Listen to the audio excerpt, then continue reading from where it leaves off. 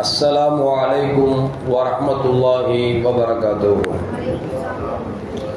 الحمد لله رب العالمين والصلاة والسلام على أشرف المرسلين وعلى آله وأصحابه وأزواجه وذرياته وآل بيته أجمعين.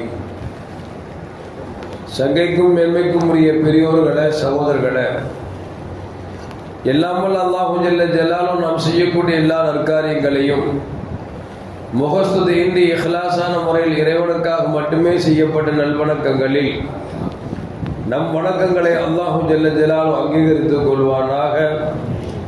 நாம் செய்யக்கூடிய வியாபாரங்களிலும் தொழில்துறைகளிலும் நஷ்டமில்லாத ஹலாலான முறையில் நிரம்ப லாபத்தை பெற்று லாபகரமான வாழ்க்கை கொண்டு தம் தேவைகளையும் தேவையுடையவர்களின் தேவைகள் நிறைவேற்றக்கூடிய நல்ல பொருளாதாரத்தையும் உள்ள விசாலத்தையும் அல்லாஹ் நம் அனைவருக்கும் தந்தல்வானாக.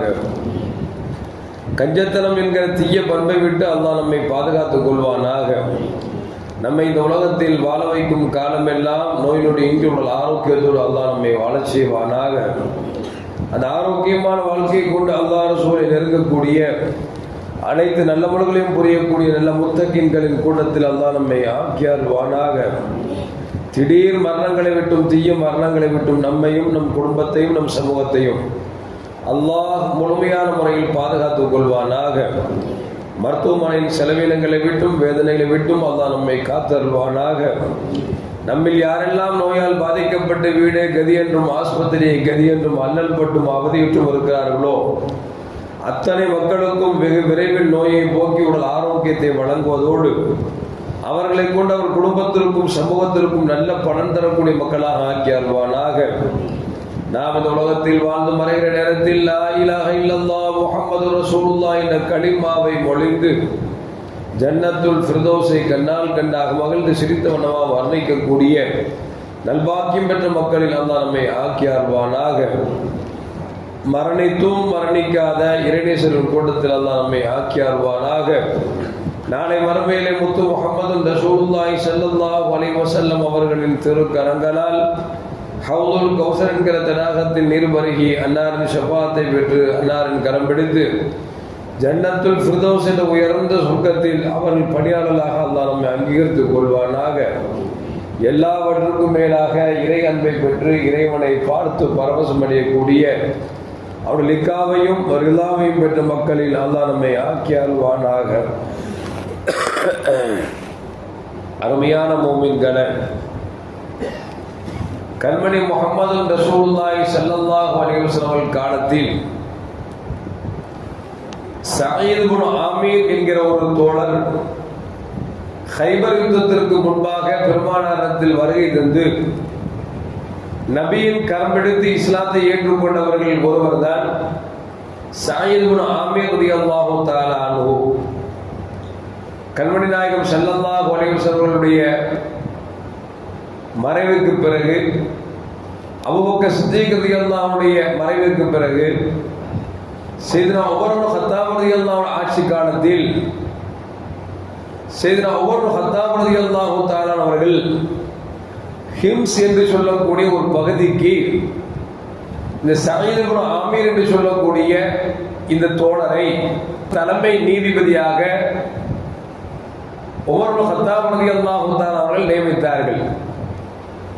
அப்படி நியமித்து காலங்கள் கடந்து கொண்டே இருக்கிறது. உமர் ரலியல்லாஹு ஆட்சி காலத்தில் பல நாடுகள் தங்களுக்கு காலுக்கு கீழே வருகிறது. பொருளாதாரம் நிறைந்து கொண்டே இருக்கிறது. உமர் இப்னு கத்தாப் ரலியல்லாஹு தஆலா அவர்கள் பைத்துல் மால் பொருளிலிருந்து ஹிம்ஸ் பகுதியில் வாழக்கூடிய ஏழைய மக்களுக்கு அவர்களுக்கு கொடுக்க வேண்டியதை கொடுக்க வேண்டும் என்று சொல்லி சொன்னார்கள். ஹிம்ஸ் பகுதியில் யாரெல்லாம் ஏழைகளாக இருக்கிறார்களோ, வறுமையில் வாடுகிறார்களோ அவர்கள் பட்டியலை தயாரித்து கொண்டு வாருங்கள் என்று சொல்லி உமர் இப்னு கத்தாப் ரலியல்லாஹு தஆலா அவர்கள் ஆணையிடுகிறார்கள். அதுபோன்று சஹாபாக்கள் ஹிம்ஸ் பகுதியில் யாரெல்லாம் ஏழைகளாக இருக்கிறார்களோ அவர்கள் பட்டியலை கொண்டு வந்து எடுத்து கொண்டு வந்து கலிஃபா உமர் ரலியல்லாஹு தஆலா அவர்களுக்கு கொடுக்கிறாங்க. உமர் ரலியல்லாஹு பார்க்கிறாங்க, அப்படியே மேலிருந்து கீழே வரைக்கும் பார்க்கிறாங்க. பார்த்தால் ஹிம்ஸ் பகுதியில் யார் தலைமை நீதிபதியாக இருக்கிறாரோ அந்த சயீத் இப்னு ஆமிர் ரலியல்லாஹு அன்ஹு பெயர் வந்திருக்கிறது அந்த ஏழைகளின் பட்டியலில். உமர் ரலியல்லாஹு தஆலா அன்ஹு ஷாக் ஆயிடுச்சு. என்னடா ஹிம்ஸ் பகுதியில தலைமை நீதிபதியாக நியமிச்சிருக்கிறோம், அந்த நீதிபதியுடைய பேர் வந்து ஏழைகளின் பட்டியல் வந்திருக்கிறதே, பைத்துல் மால் பொருளை கொடுக்கக்கூடிய கேட்கக்கூடிய பட்டியல் வந்திருக்கிறதே என்று சொல்லிவிட்டு ஆச்சரியத்தோடு அங்க விசாரிக்கிறாங்க. விசாரித்தால் அந்த சயீத் இப்னு ஆமிர் ரலியல்லாஹு தஆலா என்று சொல்லக்கூடிய தலைமை நீதிபதி உண்மையில் வறுமையில் வாடுகிறார் என்கிற செய்தியை உமர் கத்தாப் ரலியல்லாஹு தஆலா காதுக்கு எத்தி வைக்கப்படுகிறது. உமர் ரலியல்லாஹு தஆலா மக்கள்கிட்ட கேட்டாங்க, இவர் மேல ஏதாவது புகார் பண்றீங்களா, ஏதாவது குறைநிலை இருக்கிறதா என்று உமர் ரலியல்லாஹு தஆலா கேட்கிறார். அந்த ஹிம்ஸ் பகுதியில் வாழக்கூடிய மக்கள் சொன்னாங்க, இவர் மேல 3 விதமான குற்றச்சாட்டு இருக்கிறது என்று சொன்னார்கள். 3 விதமான குற்றச்சாட்டு அப்படி என்று சொன்னால் என்னவென்று கேட்டார்கள். அவரு பணிக்கு வந்தார் அப்படின்னா லுஹாவுடைய நேரத்தில் தான் வர்றாங்களே தவிர அவங்க காலையெல்லாம் வர்றதில்லை, பார்க்க முடியறதில்லை அப்படின்னு சொல்லி ஒரு குற்றச்சாட்டு. 2வது, இரவு நேரங்களில் அவரை பார்ப்பது என்பதே சாத்தியமில்லாமல் போய்விட்டது. இது 2வது குற்றச்சாட்டு. 3வது குற்றச்சாட்டு, வாரத்துக்கு ஒரு நாள் எங்கே போவார்னு தெரியறது இல்லை, ஆளை பார்க்கவே முடியறது இல்லை அப்படிங்கிற ஒரு 3 குற்றச்சாட்டு வைக்கிறார். உமர் ரலியல்லாஹு தஆலா அவர்கள் ஹிம்ஸ் பகுதியின் தலைமை நீதிபதியாக இருக்கக்கூடிய சயீத் இப்னு ஆமிர் ரலியல்லாஹு தஆலா அழைப்பு கொடுக்கிறார்கள். அந்த தலைமை நீதிபதி உமர் கத்தாப் ரலியல்லாஹுடைய சன்னிதானத்தில் நிறுத்தாட்டப்படுகிறார். உமர் தான் கேட்கிறாங்க, என்ன ஏழைகளுடைய பட்டியலில் உங்கள் பெயர் வந்திருக்கிறதே, காரணம் என்ன? அது மட்டுமல்ல, உங்கள் மீது 3 புகார்கள் வந்திருக்கிறதே, அதற்கு விளக்கம் தாருங்கள் என்று சொன்னார்கள். அப்பொழுது சயீத் இப்னு ஆமிர் ரலியல்லாஹு சொன்னாங்க, என்ன புகார்னு சொல்லுங்களேன். இல்லை, நீங்க எப்போ வேலைக்கு வந்தாலும் நீங்க லுஹாவுடைய நேரத்துக்கு பிறகுதான் வர்றதாக தகவல் வருகிறது, அதற்கு முன்னால் நீங்கள் என்ன செய்கிறீர்கள் என்று கேட்ட பொழுது அப்பொழுதுதான் சயீத் இப்னு ஆமிர் ரலியல்லாஹு சொன்னாங்களா, நான் லுஹாவுக்கு முன்னால என் வீட்டுக்கு உழைப்பதற்காக நான் உழைத்து விடுகிறேன். நான் நீதிபதியா இருந்ததுக்கு காசெல்லாம் வாங்குறது இல்லை, அதனால் லுஹாவுடைய நேரம் வரைக்கும் என் குடும்பத்துக்கு சம்பாதிச்சு கொடுத்துட்டு நான் லுஹாவுக்கு பிறகு வர்றேன் அப்படின்னு சொல்லி உமர் கத்தாப் ரலியல்லாஹு தஆலாட்ட சயீத் இப்னு ஆமிர் ரலியல்லாஹு சொல்றாங்க. 2வது குற்றச்சாட்டு என்ன அப்படின்னா, இரவுல உங்களை பார்க்கவே முடியறது இல்லையாவே, என்ன காரணம் அப்படின்னாங்க. பகலெல்லாம் மக்களுக்காக உழைக்கிறேன், இரவெல்லாம் இறைவனுக்காக நின்று வணங்கி கொண்டிருக்கிறேன், நான் இறைவன் நெருக்கம் எனக்கு வேண்டாமா? எனவே நான் இரவில் யாரையும் பார்ப்பதில்லை, நான் இறைவனோடு நான் சம்பாஷணை செய்து கொண்டிருக்கிறேன் என்று சொல்லி சயீத் இப்னு ஆமிர் ரலியல்லாஹு தஆலா சொன்னாங்களாம். 3வது குற்றச்சாட்டு, வாரத்துக்கு ஒரு நாள் எங்கேயோ தலைமறை வேலை இல்லாம ஆளை பார்க்க முடியல, என்ன அப்படின்னாங்க. சொன்னாங்களா, என் மனைவி உடல் நோயால் பாதிக்கப்பட்டிருக்கிறார், எந்த வேலையும் செய்ய முடியாது, நான் உடுத்துகிற துணி முதல் அவள் உடுத்துகிற துணி வரைக்கும் நான் தான் துவைக்க வேண்டியிருக்கிறார். எனவே அந்த ஒரு நாளையில் நான் துணி துவைப்பது மட்டுமல்ல, உடுத்துகிற ஆடையை தவிர வேறு ஆடை இல்லை. நான் உடுத்தி கலட்டினேன் என்று சொன்னால் காயும் வரைக்கும் என்னால் வேறு ஆடை உடுத்துவதற்கு ஒன்றும் இல்லை. எனவே ஒரு நாள் யாரும் கண்ணிலும் படாமல் நான் மறைந்து விடுகிறேன் என்று சொல்லி சயீத் இப்னு ஆமிர் ரலியல்லாஹு தஆலா சொன்னவுடன் உமர் கத்தாப் ரலியல்லாஹு தஆலா அழுக ஆரம்பித்து விட்டார்களாம்.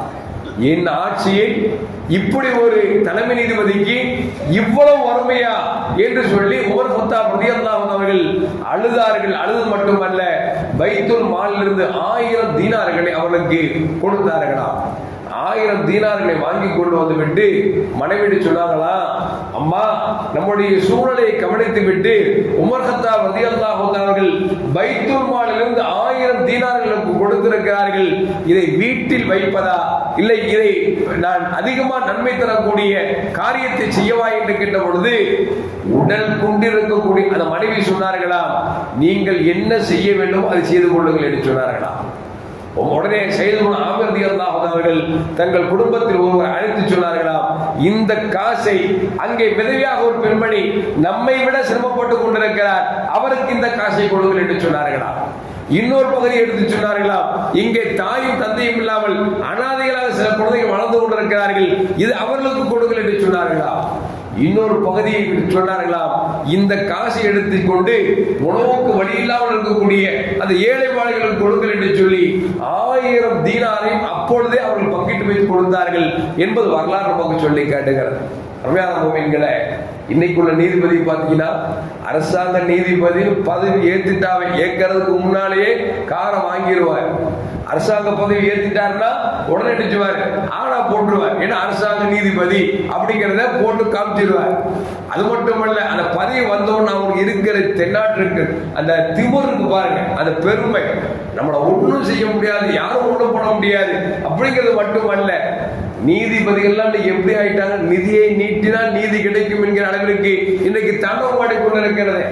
சமீபத்தில் மத்திய அரசாங்கம் ஒரு நீதிபதி செக்கப்படுகிற பொழுது கோடி கோடியாக பணம் என்பதற்கு பல மிஷின்கள் வைத்து கூட என்ன முடியவில்லை என்று சொன்னார். அன்றைய காலத்து நீதிபதி எங்க, இன்றைய காலத்து நீதிபதி எங்க, யோசித்து பார்க்க வேண்டும். அருமையான மக்களே, இன்னொரு விஷயம் என்ன அப்படின்னா, இந்த ஏழைகள் பட்டியலை கேட்கும் பொழுது அது தலைமை நீதிபதியுடைய பேர் வருது. ஒண்ணு இல்லை, இன்னைக்கு நம்ம சமூகத்துல ஒரு ஏழைகள் பட்டியலை கேளுங்க, அதுல பார்த்தா பணக்கார பட்டியலா இருக்கும். ஏழை கூட கேட்கறதுக்கு அசிங்கப்படுவான், வெக்கப்படுவான். ஆனா இருக்கப்படுற சண்டை போட்டு வாங்குறவங்க இருக்கான். இப்ப ஒன்றதான் இருக்குது, ஏன்ட்டு இருக்கு இல்லை உனக்கு தெரியுமா, நான் கஷ்டப்படுறேன் வேலையா அப்படின்னு. ஏழைக்கு போவதோ இல்லையோ முதல் பேர் யாருக்கு பணக்கார பட்டியல் தான் ஏழைகள் பட்டியலில் வருது. ஏன்னா எவ்வளவு வந்தாலும் காண்றது இல்லை. அல்லாஹ் சொல்வான்ல, அல்ஹாக்கும் முத்தகாசுர் ஹத்தா ஜுர்துமுல் மகாபிர், கபரிஸ்தான்ல போட்டு உள்ள வச்சு மண்ணள்ளி போற வரைக்கும் ஹா ஹா ஹான்னு அலையறான். எதுக்கு சொல்ல வரேன்னா, ஒரு இனாம ஒரு பொருள் வருது அப்படின்னா இந்த ஊர்ல எந்த ஏழைகள் இருக்கிறார்களோ அவர்களுக்கு போய் சேர்ந்துச்சான்னு பார்க்கணும். ஆனா பார்க்கறது இல்லை, நமக்கு கிடைச்சிச்சான்னு பார்க்கலாம். இன்னும் சொல்ல போனா சில இடங்கள்ல, நம்ம முகல்ல அப்படி இல்லை, எல்லாமே தூய்மையான மக்கள். சில இடங்கள்ல பாத்தீங்கன்னா இந்த ஃபித்ரா அரிசின்னு கொடுப்பாங்க, இந்த பாக்கெட் கூட கொடுப்பாங்க. அதை வாங்கறதுக்கு நம்மால் பணக்காரன் அடிச்சுட்டு நிக்கிறான். என்ன காரணம்? நாங்களும் பிச்சைக்காரன் தான் அதையும் சொல்றது. அல்லாத பணக்காரன் பிச்சைக்காரன் தானுங்க சொல்றதுக்கு வெக்கப்படணும். ஏன்னா ஏழைக்குள்ள ஹக்கு ஏழைக்கு போய் சேரணுமே தவிர அந்த ஹக்கை நம்ம வாங்கி சாப்பிட அல்லாட பதில் சொல்லி ஆகும். எதுக்கு சொல்ல வரேன்னா, மனிதர்கள் வாழுகிற காலத்தில் முடிந்த வரைக்கும் நம் கரங்களை கொடுக்கும் கரங்களா வைத்திருக்க வேண்டும் தவிர யாசிக்கும் கரமா இருக்க வேண்டும் ஆசைப்பட்டு விடக்கூடாது.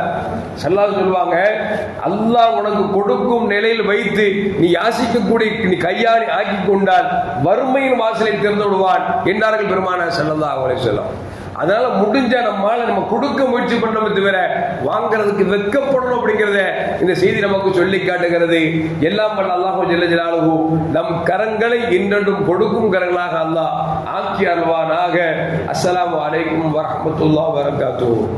ஸல்லல்லாஹு அலா முஹம்மத் ஸல்லல்லாஹு அலைஹி வஸல்லம்.